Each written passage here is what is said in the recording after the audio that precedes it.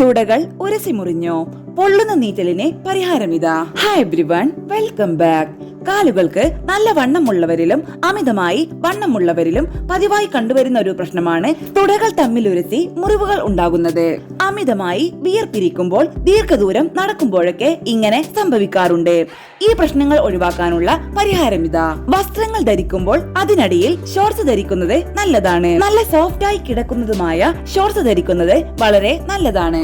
അതുപോലെ ലെഗിൻസ് തിരഞ്ഞെടുക്കുമ്പോൾ ചർമ്മത്തോട് ചേർന്ന് കിടക്കുന്നത് തിരഞ്ഞെടുക്കാൻ ശ്രദ്ധിക്കുക. കോട്ടന്റെ ഷോർട്സ് ഉപയോഗിക്കാതിരിക്കാൻ ശ്രദ്ധിക്കാം. കോട്ടൺ വിയർപ്പ് വലിച്ചെടുക്കുന്നതിനാൽ ഇത് വസ്ത്രങ്ങളിൽ നനവുണ്ടാക്കുന്നു. നനഞ്ഞ വസ്ത്രങ്ങൾ ധരിക്കാതിരിക്കാൻ ശ്രദ്ധിക്കുക.